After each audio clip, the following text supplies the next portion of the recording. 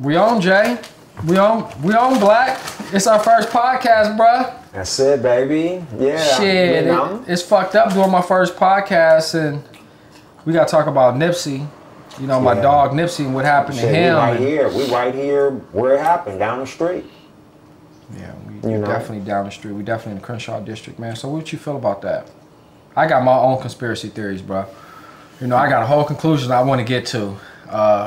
Me putting on my damn 10 cap, and by knowing Nipsey and shit. I think everybody, that's the thing that's going on. Mm-hmm. Everybody's putting on they cap. You better. Everybody's in their mind got what happened, or they feel what happened. You know, I got a chance to meet Black Sam, right? Okay. Yeah. So I got a chance to meet him with Pops 3 times. Well.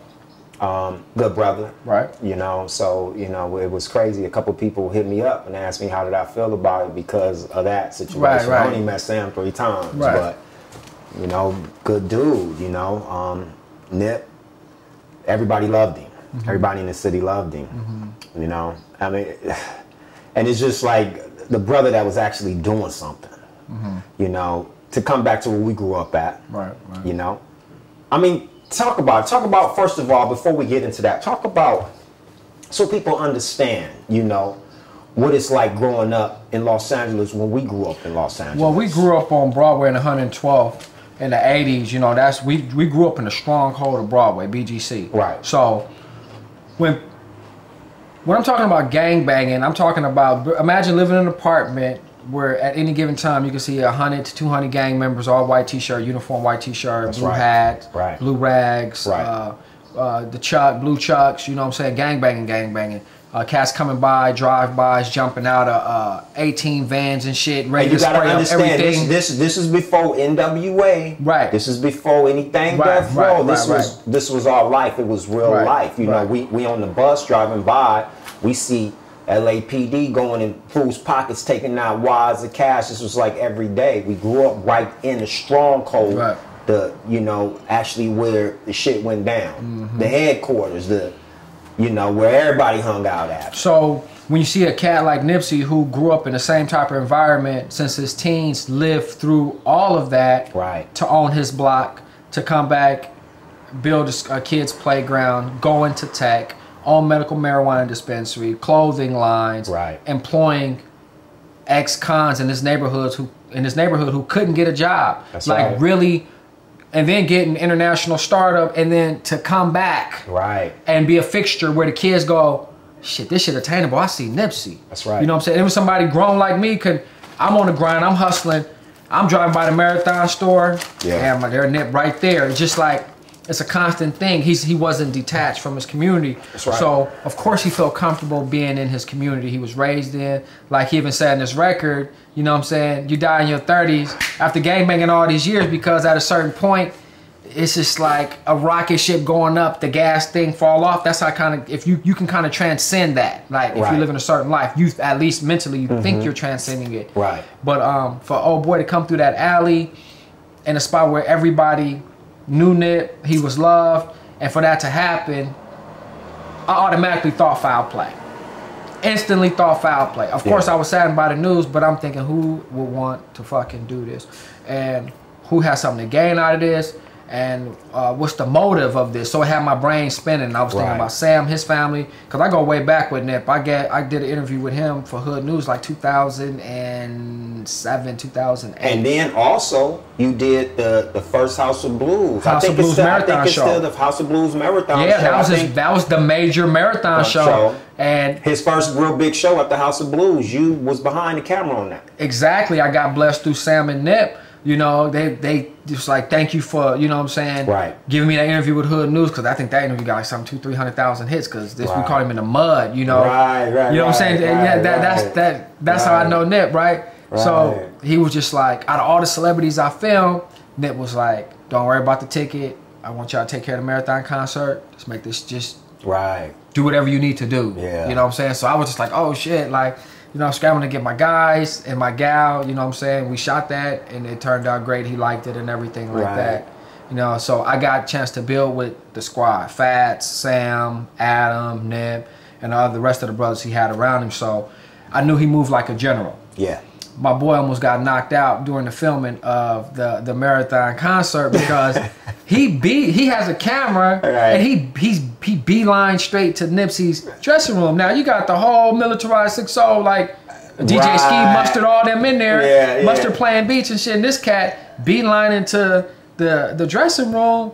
And when the gangster saw that, it was just like, I saw him about to take off. I'm like, whoa, that's my people. He was like, oh, hey, I didn't know who he was. Yeah. You know what I'm saying? Right. I know you was the camera guy, but I was like, yeah, we got multiple cameras today. They was like, okay. I said, he's going to be on the stage. Yeah. So don't knock him out on the stage either. If you see him like hovering around. This is this is at the grind for everybody at that time.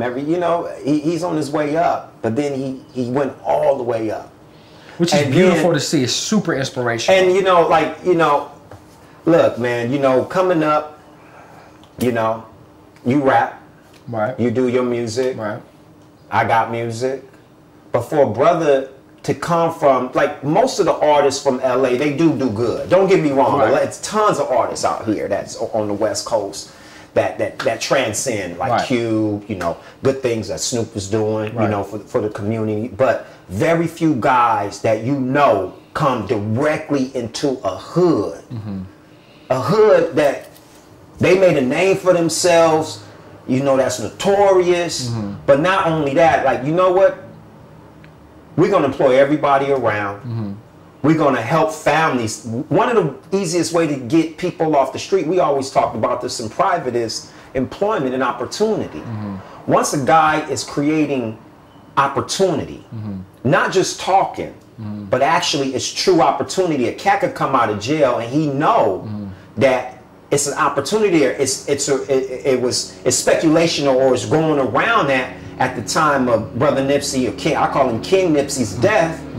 He was doing for one of his brothers that just got out. They saying it was $50,000 on the table, a car, a place, probably a job. Get him on his feet. And then, that's how we gotta look out for our brothers. They coming out the institutionalized slavery, which is the penal system. And they take everything from you. They take everything from you. You got your earner from your hood. He supposed to put you on like that because that's what he's in infrastructure. He's in the building. He's in a vertical building. Right. Build businesses up. Right. That's his whole thing, was vertical building. So yeah, because he's an asset, you know what I'm saying? He's not a liability. This brother's an asset. Let me put some money. Let me make sure he's stable in mind because this is what I need him to do. If somebody's not stable, how you gonna get their loyalty to do any job or even get themselves right? So, that shit deep, man. And then the reading I was doing, the brother's name is David Cross. Mm-hmm. Oh, who was his business partner. Mm-hmm. Brothers invested in equity and real estate. Right. Nip hooked up with him, and again at the time of press, they said they had him, Khaled, Nip had a bid on a 640 unit luxury hotel out in Santa Monica, building his investment portfolio. I mean, it's just amazing things that this brother was doing, but he's thinking about not only the guys that he ran with, but with the Vector 90 thing with the kids. That's the kids, the stem cell. So basically, engineering, computer science. I mean, you're bridging the gap between generational wealth. Correct. And then he was going to be the architect and the role model of showing people, not a few people, but the world, we're going to build up our own community. Right. Instead of, in all over America, we're going through gentrification, where, we have people buying up downtown LA. I remember, I don't know if he was with us. This was years ago. I was a kid, and I remember some guy came up to me I don't even remember. It was during conversation, but he said all of downtown LA was going to change. And this one, downtown LA, was a slum. You had people sleeping on the streets. I mean, everywhere. You had little dollar pop-up shops. It was, the little rundown movie theaters. You remember that? But I remember this brother said they had some money.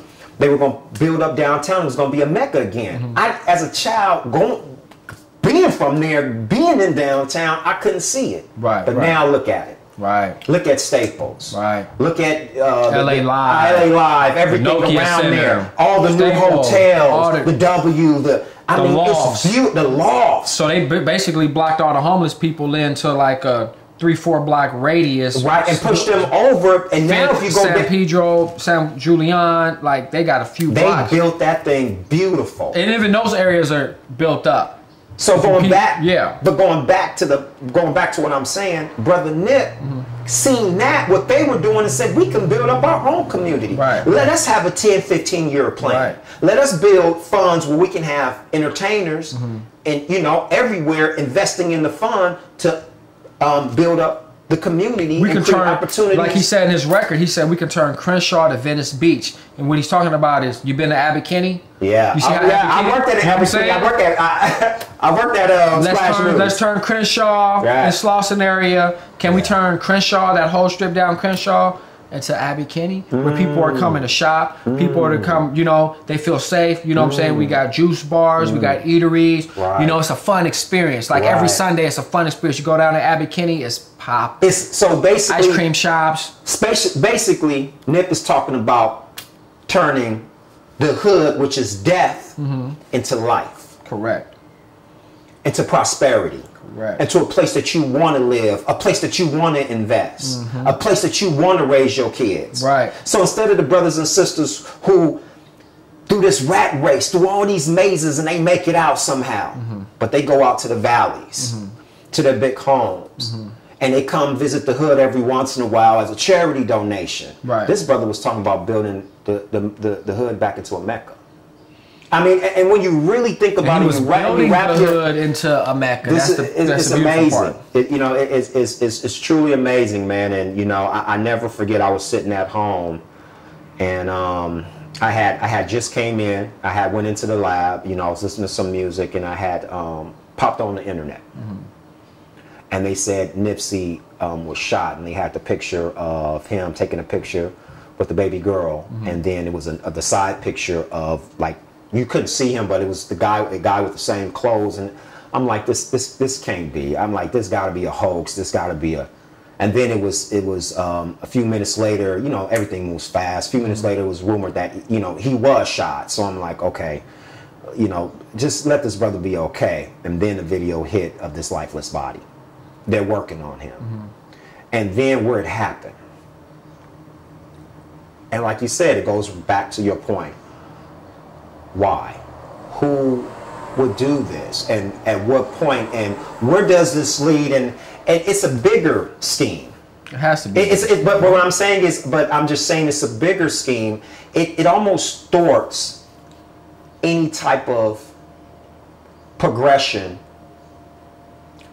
that other people of influence might want to do. It was an interview with Dave East I was looking at. He was on the Funk Flex show.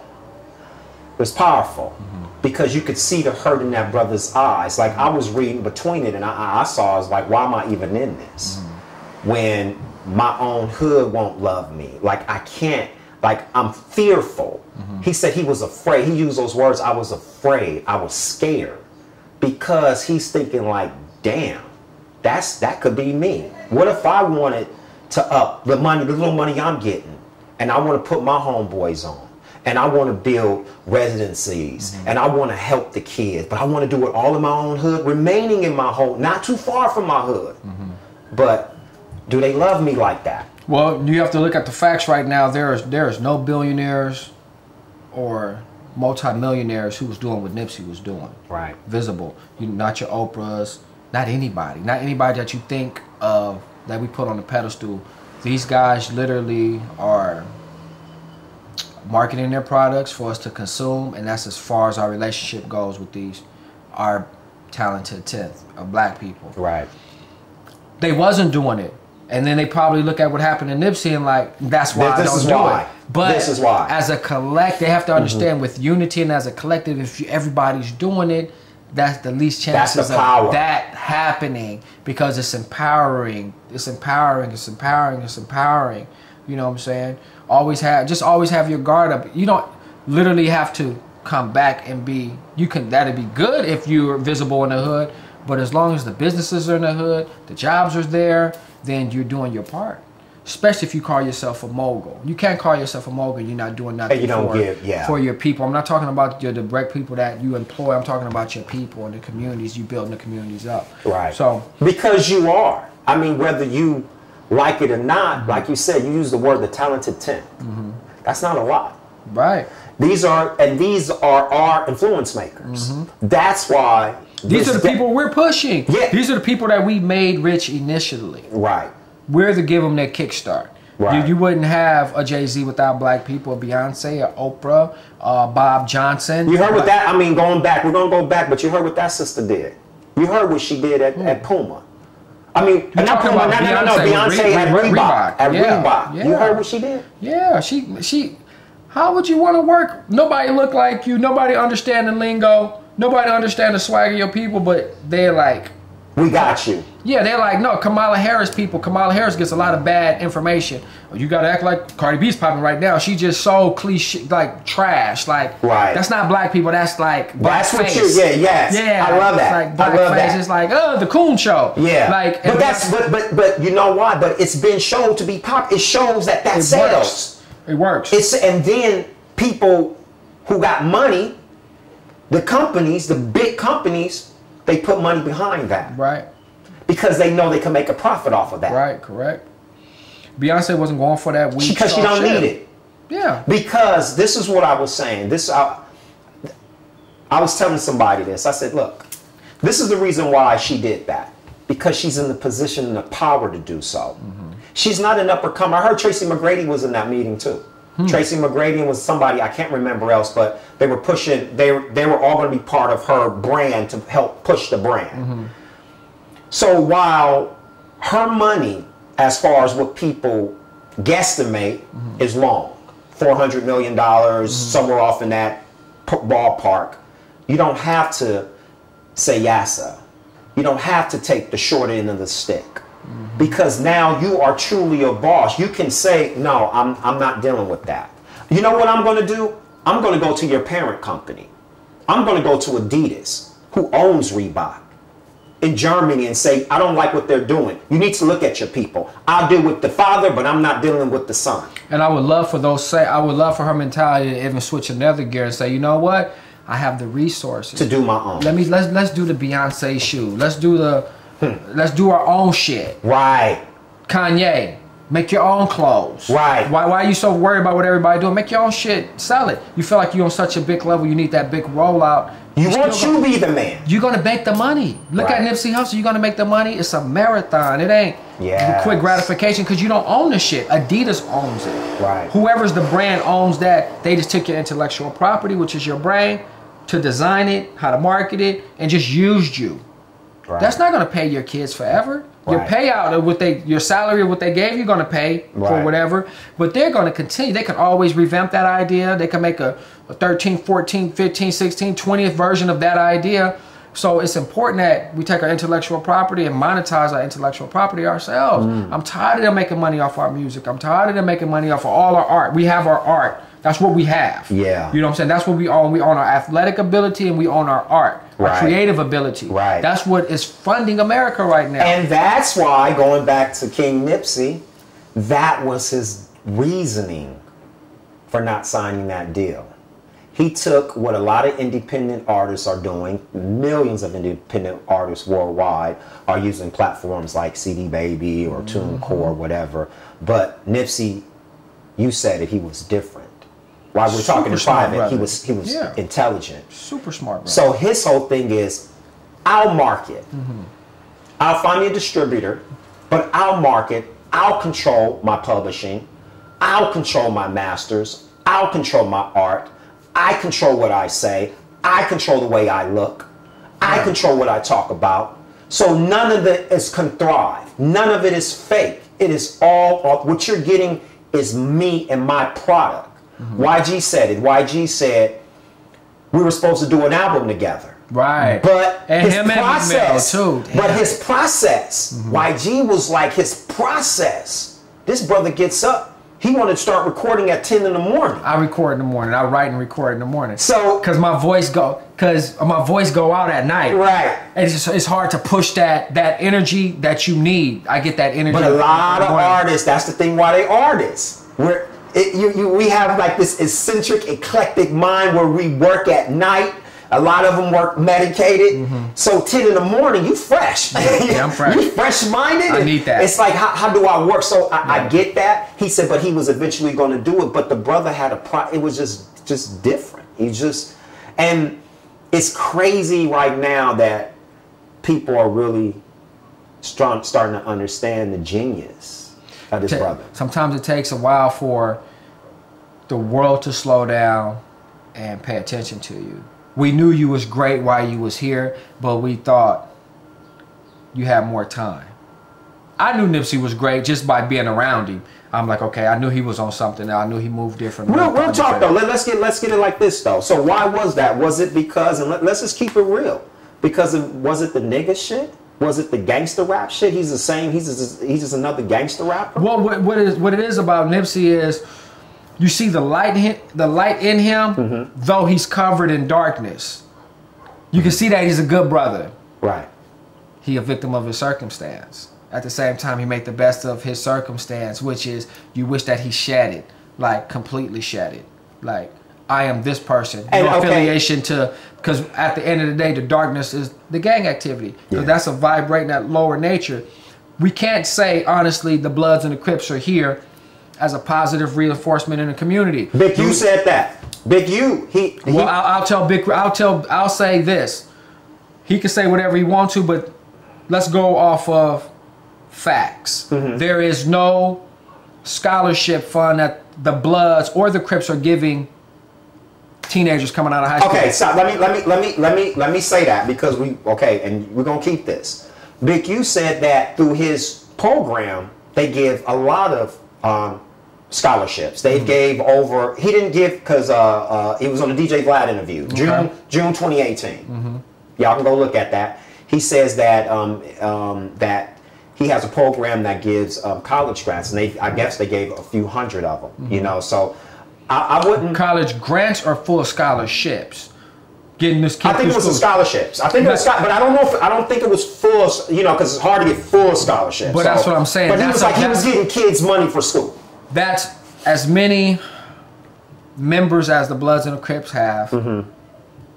If they were putting $100 into a pot a month, all the members, we're going to send kids to school. They're going to better our communities. You're going to engineering school, son. Right. We have scholarships that's geared straight to engineering, straight to things that the community needs. Forward-thinking organizations is what I'm saying. Right. Mostly the image the Bloods and the Crips have is lower nature, banging and killing people that looks exactly like them, selling drugs, being a terror in the community, being a domestic terrorist. It's really never to fight for you, not to fight for your daughter, not to fight for me or my son. I have to watch my son so he can stay out the way of the bullets. We're still trying to get members of gangs to not shoot innocent people, not get mad that your homie got killed through a gang and say, fuck it, I'm gonna kill them. Fuck it, I'm gonna kill anybody. No, if you're gonna carry a gun, you should be protecting the people of the community, because the people of the community cause no threat to you. You shouldn't be feeding them drugs that's gonna create a bad circumstance in a household with other kids. And it's just negativity breeds negativity breeds negativity. So what I saw in Nipsey was, though he come from that, you saw the light in him where he can do the things that I just got finished talking about. He can lead kids to stem cell research. He can rebuild the schools. No, I know I've done bad, but this is the righteous shit, and I'm going to keep pushing the righteous shit. He's pushing the righteous shit through. He has to appeal to his gang. I want you guys to do as I'm doing. Like being a mirror. You know I would say that's the best teacher. I got that. I got that. He the core that was in his circle. And even the octopus arms that was extending out into that second and even third tier, that his support, those guys were pretty much soldiers for him. And I was saying this, and this is just my honest thinking, and this is just my thinking, you know. It might be foolish, but this is what I was thinking. Once we have a person in our community that we value as a leader. I'm talking about ex-gangbanger. I'm talking about business person. I'm talking about political person. I'm talking about anybody out there that's really, really making a change. How do you move without your soldiers? And everybody don't love you. And that's where it goes back to. So when I look at the leadership in America, and this is what the leadership in America, I'm a history buff, and what the leadership in America, what the leadership worldwide has taught me is that they always have protection. You can't get 50 feet in front of Minister Farrakhan. No way. You can't get 50. You can't get 50 feet in front of Donald Trump, Barack Obama, Oprah Winfrey, whoever you want to say who's of influence and power. In the neighborhood, and we always put people on pedestals. The pedestal, you know, the people do it. Right. But the thing at the same time, but our leaders, the leaders that are accessible to us, why are they so accessible that this type of thing can happen? You know, that's the thing. We have to have, and our thinking has to be always protecting our leaders at all costs. It has to be that, because these are the people that can make generational change, not just change for right now, but generational down the line. Right. And imagine, and that's the thing. So even if we go to all of our leaders that look like us, they're all gone. All of them. They don't ever live. Ever. They're so accessible that they're assassinated by their own or other interests, but they never have the impact where they die of old age. Right. Where's our George Bush? Right. Where's our George Bush? Where's our George Bush? George Bush ran the CIA. George Bush became president. You know, I mean, and he was loved by his people. He was loved by, you know, what I'm saying is people love George Bush. He got to see out his whole life. He made great changes for the people. But where's our George Bush? Why do we read about our people rest in peace in the grave? Well, the Hebrew brothers, they believe in Deuteronomy 28 that there is a divine curse on Hebrew people, and we know that Brother Nipsey his mom was, you know, black, American black, and his dad is Eritrean, so he definitely had the blood running through him of both nations. And the more they talk about that curse, and I'm not gonna say I believe in it, because I really don't. You know what I'm saying? But just when you really don't, you keep seeing it happen over and over and over. There's all these what ifs, and then it's always at the hands of our own people. Like, that's crazy, you know, and I can't even wrap my head around it, honestly. You know, we could say we need more programs, we need more money. It's not about that. It's not about that. I really think. I literally think it comes down to nobody does this by themselves. No leader in the history who's ever led a nation, led a people, nobody does this by themselves. It's not just one person like, I got this, I can protect care of my. No, you need the people. You need a core. You need Nation of Islam, right? They have the fruits of Islam. The Nation of Islam is very structured. Now, would that would have happened to Brother Nip, Nip, if the Nation of Islam was protecting him? You know what I'm saying? But we know anybody can get. Anybody, but what I'm saying is, we know. What I'm saying is, we know anything can happen. Right. Anything can happen. But at this particular point in time, and how and where it happened, I'd say set up all the way, because they're not releasing the marathon side of the footage, which the brother kept coming back. Was he wearing an earpiece? Yeah. Like I said, I'm wearing my 10 cap on this one. Was he wearing an earpiece? That's why the police haven't released that marathon footage. Sam Emmons said he don't know who to trust. Yeah. The shit was just like, all our good brothers, you know, we got brother Tariq Nasheed, we got brother Umar Johnson, we got still a few that's actually doing grassroots work. You know, that's actually trying, but when a brother hits that pinnacle of influence and everything, where you can literally change the world, like you can, like you said, you literally change generational minds. You get the 5, 6-year-olds, you go to the preschool, all the kids know who you are. They're excited to, you know, you change people. You guys should do STEM. Mom, I want to do STEM. Yeah. I want to learn computer science, Mom. Yeah. And it's a free program that's going to give it to me. Mom, I want to do this. So it's just like it's taking them out that worker bee mentality. Since Nip was a boss. You know, Nipsey was about getting out that worker bee mentality, man. And, you know, being a boss and really making change. Stem cell, computer science. He had his store, the first store that was an actual mobile app. Yeah. You know? I know, that was ingenious, man. That was... He charged $1,000 for a mixtape. I know. He charged $100 for a mixtape. I know. And sold them. I know.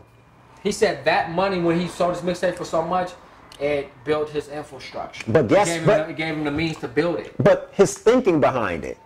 He said, but his thinking was like, there is no monetary standard on my art. There's not. That's true.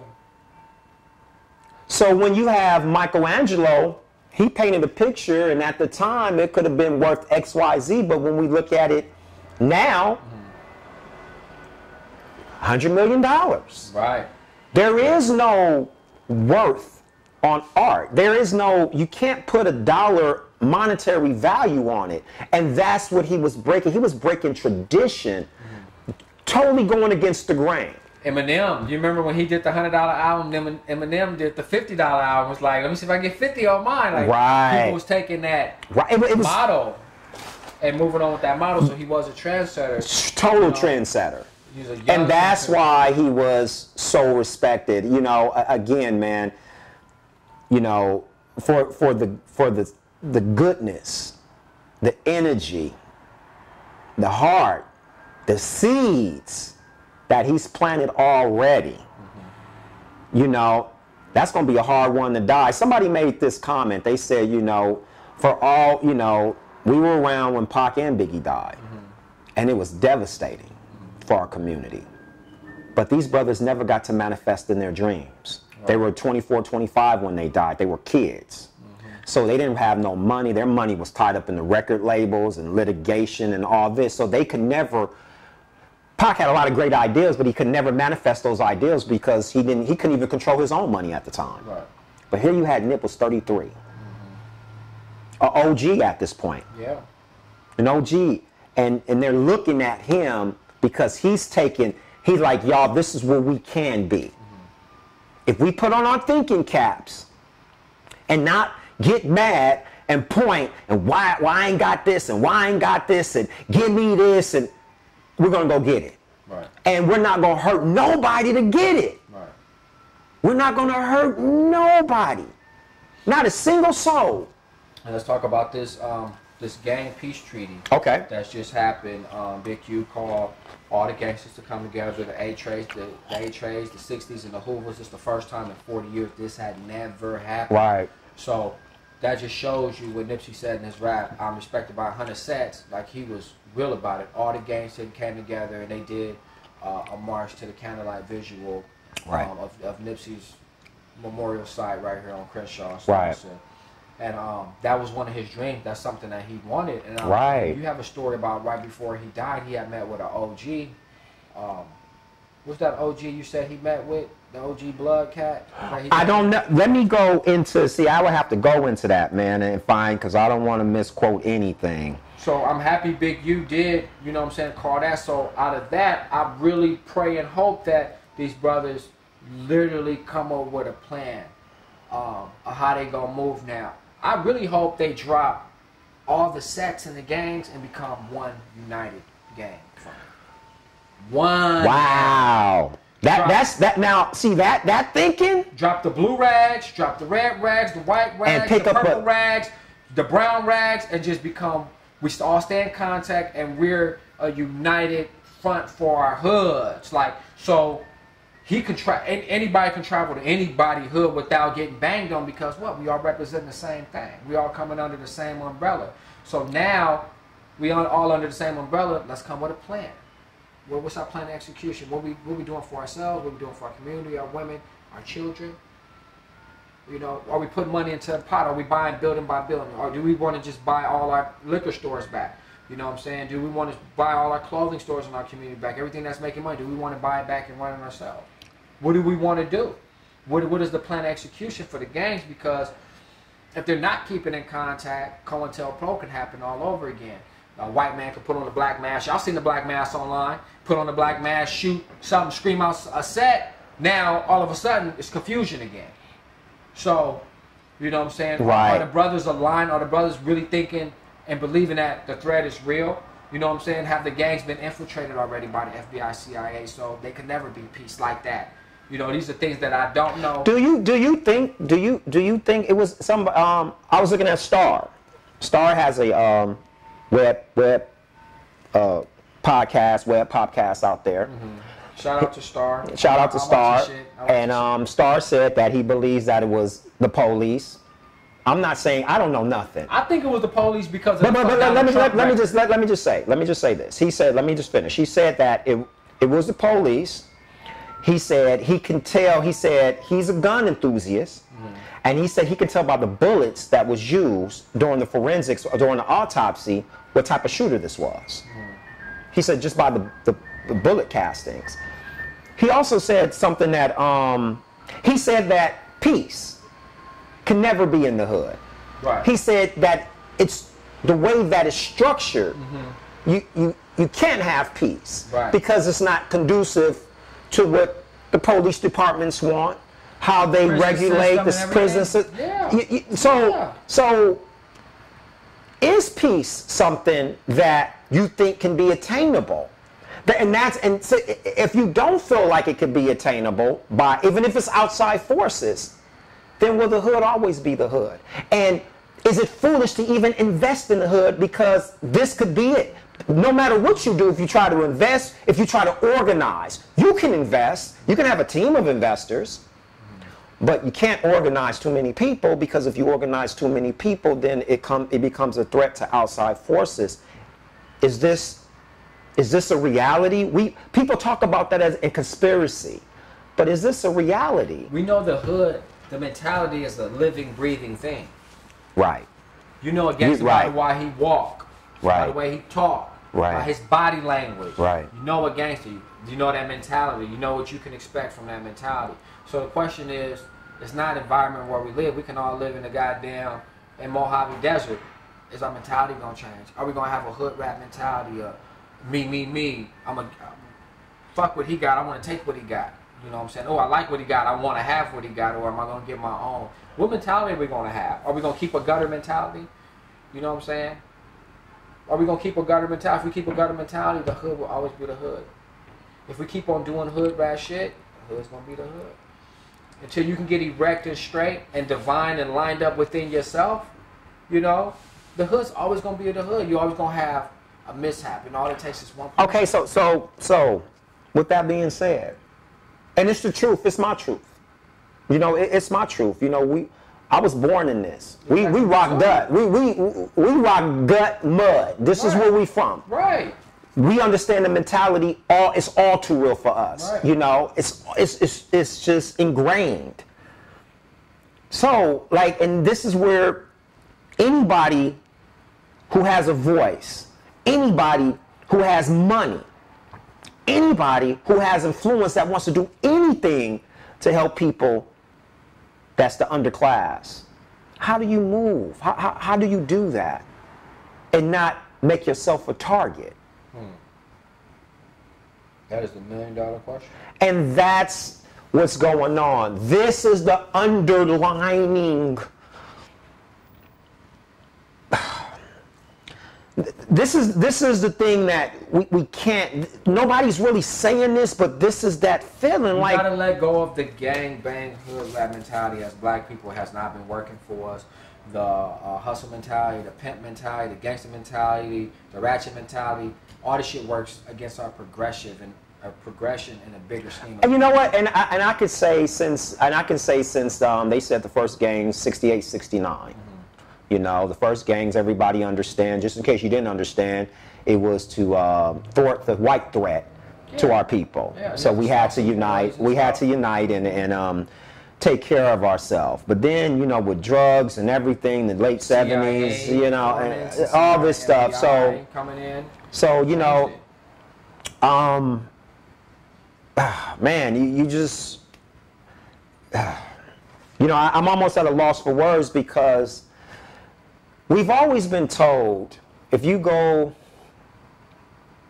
on a lot of blogs, like I go on tons of blogs, I always want to know what I call the opposition, people that don't like, people with a hue, people of color, you call them minorities, you call them whatever you want to call them. And one of the main things is that these people are lazy, they don't want to do nothing, they kill their own, you know, they have no plan, but when you try, we have a few of our people that try, it always ends in disaster.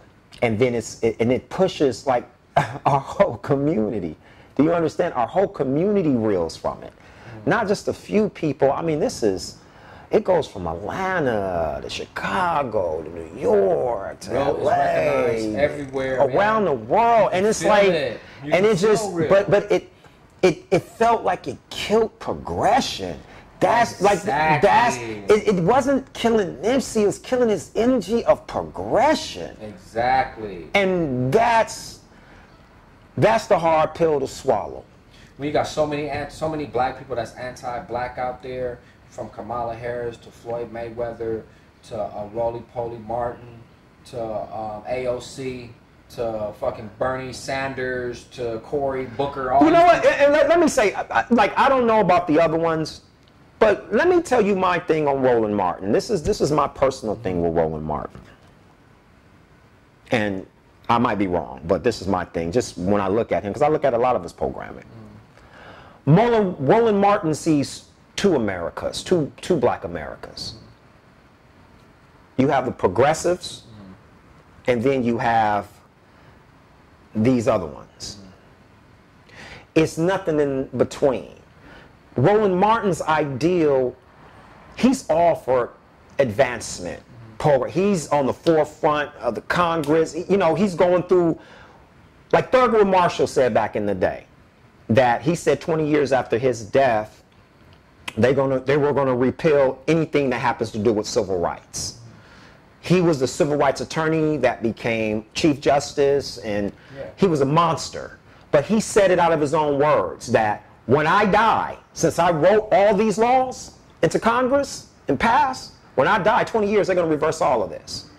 So you guys, you got to have guys on the political front. That's the thing about it. You got the hood front, you got progressives, and then it's just what laws are these guys writing? Roland Martin ain't writing. No, not writing law, not him writing laws. But him working with people to get certain laws passed that help us a little bit.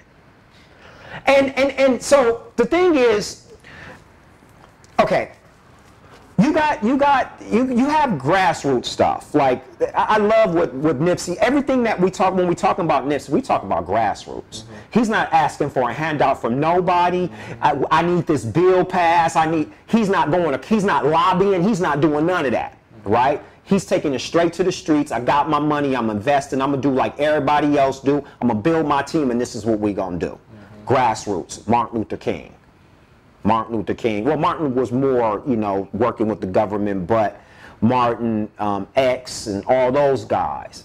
But then you have Thurgood Marshall, who was a lawyer, that actually wrote things without a Malcolm and an X, I couldn't get what I needed to get passed. We need the streets to affect change in the House. And that's the thing about it. I tell everybody, and again, man, I'm not trying to be cynical, but it's called the White House for a reason. The structure of things, the way that this country was built, was they were in power. That's cool and all, but I can't. Knowing that we know they're in power, we know they make the laws. We know they make the laws for them. They go against us every chance they get. What does that have to do with us? See, but that's the thing now. So this is where, I totally understand, because it's like going back to what I was saying. You got brothers that ain't messing with nobody. They not rah-rahing against the government. They not trying to riot. You get what I'm saying? Causing no type of public interference, but they want to make financial change. They want funds. Spread it now. It's all good when you're talking about rights, but when you're talking about money, it becomes life and death. You give these people power. With money, you give black people power. You give black people money, they're not going to be robbing. They're not going to be killing. They ain't going to be killing because they ain't going to be gangbanging. They ain't going to be gangbanging. They have other things to do. Maybe that'll open up their mind to, I can do some investing. I can do this. Brothers are very talented. Yes. Know how to make money. Right. You know, but they need opportunity. They need opportunity. And money. A nest egg, something. Money creates opportunity. Right. It's also, even if you don't have it, it also creates envy for the person who do have it. When you don't have shit, you're looking at them. Like that goes, again, it goes all the way back to what we call the hood. So, again, the age-old question is, I don't want to say that, and I'm not going to say it. Because it's just, it's these questions You're just going to say niggas can't get right? Niggas just can't get right. No, it's not that. Niggas, it's just like get right. But the thing is, you hear this like Nipsey should have got up out of his hood. That's gonna be the continual. But that's the thing. It's like he had to get up out of his hood because this was gonna happen. Anybody who got sense, this was gonna happen. Would you have had given you, fame, success, and $10 million plus, and you got assets, you could change the world? Would you be going to the hood as much as Nipsey? Nipsey was in the You gotta understand, I come from this shit. He was in the hood. I'm gonna keep it 100 with you. You ain't in the hood now. No, stop. No. I'm gonna keep it 100 with you. We grew up on 112th and Broadway. Right. Gang of my homeboys got murdered for motherfucking nothing. Nothing. We slept on fucking on the ground. We slept in motels. Mom and daddies with dope fiends. That shit treacherous. It's rock gut. It's merciless. It's merciless. It's hell. Straight hell. It's fucking hell. Yeah. Why you think motherfuckers get money, they never come back? What Nipsey did was special. I'm telling you. Straight up, this is real. I'm from that shit. Ain't nothing good. Motherfucking teachers don't want to teach you. We ain't have no motherfucking books. Right. None of that shit. Exactly. 99.9%, my fucking Mr. Robs at Locke High School, before it was a fucking charter school, I was working in the office. I sat in his office. He told me 99% of the kids, of the high school kids that go there, receive some type of federal aid. You don't have a fucking chance. 99%. 99. He's the principal. He told me 99%. 1% of the kids that went to Locke down the street from where I was at, 325 East 111th Street. Remember it like yesterday. 1% wasn't receiving some financial aid. I had my lunch tickets, so I know I was one of them. It ain't nothing good. It ain't nothing good. It's envy, it's hate, it breeds envy, it breeds hate. Motherfuckers got the stories about the hood, but before a fucking NWA, or before a fucking Snoop Dogg, before a fucking Death Row, the shit they was rapping about, we see that shit every fucking day. That Boys in the Hood movie back in the day, that was as close as it gets. We walking motherfucking through the alley, my homeboy jumping out, hey, hurry up, they about to start, bro, we hit it and it's gunfire, fucking ghetto bird, it was fucked up. It was fucked up. But this brother thought he could change things, so you ask me going back to that? No, no, fuck no. So my fucking daughter could be with these raggedy ass niggas that don't want shit? They knock her up and don't want to take care of their baby because she's fucking, they think she's fucking somebody else? No. No. No. It's a mentality. It's a mentality. You can move. Why do you think they move? Why do you think those that do get it ain't move out? Because the mentality is different. You're gonna get swallowed up if you're gonna look like a motherfucking steak if you got it around a bunch of people who don't got it, because though everybody can love you, is gonna be there's no absolutes. Everybody's not gonna love you. You know what I'm saying? There's no absolutes on this planet. So you're gonna have your team of haters, your team of despisers who are gonna work day and night, not on their own success, but how they can catch you slipping and bring you down. Because they hate to see where you at. It's literally people who hate to see these certain people where they at and like just want to get around them to fuck shit up. And see, and that mentality, these are the discussions that need to happen. These are the discussions when the gang truces and these brothers get together and they get in their private and they talk. They talk about killing this mentality. When you're talking about unity is you're my brother. Whatever you got, bring what you got to the table. I'm gonna bring what I got to the table, and we gonna share this, and we gonna build with this. We're gonna educate each other. And we gonna educate. And then we gonna like Big and I'm going by what Big U's words. His words was like, we stop shit from happening before it happened. The intel, petty beefs that could lead to a murder and a retaliation or whatever. But it needs, after that, it needs to be some type of counseling like, okay, we're not doing this no more. PTSD. Let's go through therapy, guys.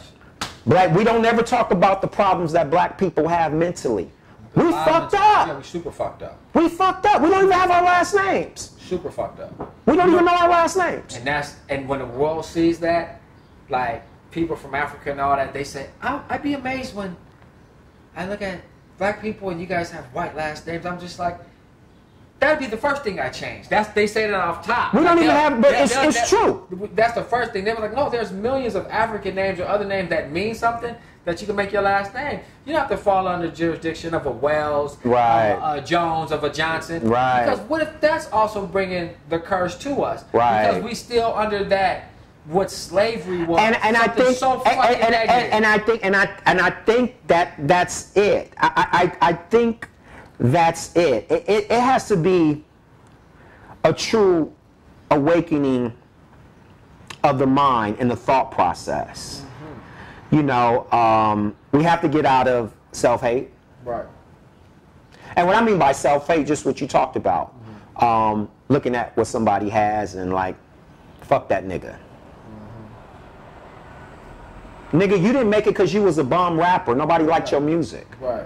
You can't, the vibration of somebody's voice, people don't understand that. The vibration of the voice is soothing. Mm-hmm. That's what makes the artist. Right. People, they need that vibration.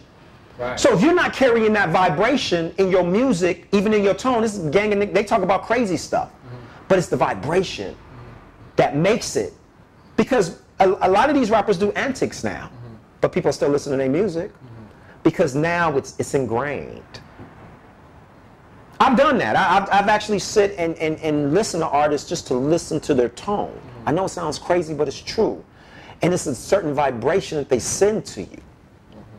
That's what makes them pop. And who knows who the public is going to love. Right, right. But if they do love them and their representation of what you want it to be, why don't you show love to them? Or work for that guy. You never know what could happen. Right. But hate and envy, now a soul is robbed and his energy, everybody's empty. Right. You feel empty. You feel like you lost a family member. Right. Because you saw it. It was there. It was something that we all strive for. I always saying the same thing about success. We look at success. Everybody roots for their team because they want their team to be successful. And everybody loves a leader because that's what we all want to be. All of us can't, but we want it. Yeah, Nipsey was a leader. He was a general. He was real as fuck. And he was boastful in his music as well. And the life he lived was parallel to the music he made, which is very fucking rare that you can meet somebody who talks about having success, the assets, the respect, and then in real life, those things line up. You in the street with Nipsey, and it's every other person, cars honking, hey nigga, everybody's just paying homage because they see that light too. They see the same light you see. It's on a bigger scale, you know. Yeah. So yeah, he definitely lived a life, man. Shout out to Sam, Adam, Pop, his sisters, his children, his wife. We lost a real one. I'm still kind of hurt. I'm still mad. You know, I don't. It's not, to me. It's no win out of this situation. That's the thing about it. He died for this. No. There ain't no win out of this because he died too. He was a kid. He's 33. He was a fucking kid still. Yeah. You know what I'm saying? It's my little bro, straight kid, and he had a long way to go. Like I said, where's our George Bush? Right. We killing our elders before we have them. So when we're in 60s, we gonna look around. We ain't gonna have nobody. We don't have no elders, and there's no elders. And then when you're talking about, and it's crazy when we talk about leadership. Why you think the community is in disarray? Right. Nationwide. Right. No. Globally, for that matter. Right. Right. We're holding on to Ghost. Right. That's our leaders. We've been taught by Ghost, low key. We are still holding on to Ghost. We don't have nobody that the majority, it's always, you know, that's the thing about our community. We need the majority behind them, but we don't have nobody who the majority rock with, that stays around. I think that's why those people who can be that and can do that won't step forward either. They're reluctant to step forward because look at the history. The history is, you know what I'm saying, you fight the power, you become a martyr. You fight the power, you become a martyr. It's like no matter how much in the coast you think you clear, they own you. You know what I'm saying? That's why I know it's something very divine or something very evil. It's got to be an evil, invisible hand. You mean to tell me we got the same thing? We got Groundhog's Day continue to happen over and over and over and over again? So, you know, all of us got to step forward. Fuck that. No more one leader. Everybody got to step forward. You see your brother doing something good, congratulate him. Congratulate him and try to get on that same vibratory frequency. So they're not just targeting him. They can target your ass too. Now we've got 1,000, 2,000 people like that. They can't target everybody, and we move in our community. We climbing up. But I can't say never go to the hood, never be around your people, don't do good for your people. No. I'm encourage that shit. Right. Fuck that shit. Kick the machine down. And that's what, and so when you ask, and we go back, you said, well, you had it. That's what Brother Nipsey taught me. Brother Nipsey taught me, no, when you get it, you give it. Right. When you get it, you give it, no matter what. Because if you help one family, you're changing. That's a step in the right direction. So imagine one person doing that. And I'm not just talking about giving good advice. I'm talking about speaking with your money. Right, that part. With your money. That part. We tired of, like, I hear it all the time, oh, I don't want to march, we tired of marching, and we speak with your money. And don't be afraid to say it. Right. Don't be afraid to say that you love your people and you helping your people, right. Because our people are in last place. We're in last place. We got to help them. You know what I'm saying? And start putting our kids in these boot camp schools, man. You got a badass kid, motherfucker ain't listening. He's just too much. We got to start these educational programs where they their academies. Like they have Jesuit programs for kids to go to boarding school. Right. You know what I'm saying? Where they're really taught, like they're taught to compete. Right. You know what I'm saying? Kids going to schools in Africa, they're taught to compete. That's why the Africans come here, Nigerians come here. They come here more thriving, better bro. than everybody because they're taught. Thriving. Yeah, since 7 years old, they're taught 12 hours a day. But they bought into the ideal of opportunity. Yes. While we're still saying this is what the thing that Brother Nipsey didn't do. Oh, F him, and they're keeping me down. And no. He put his money where his mouth is, and he was doing. He knew that the opportunity was there because he's what? Again? Eritrean. Yeah, Eritrean, yeah. They speak, we're here. It's opportunity.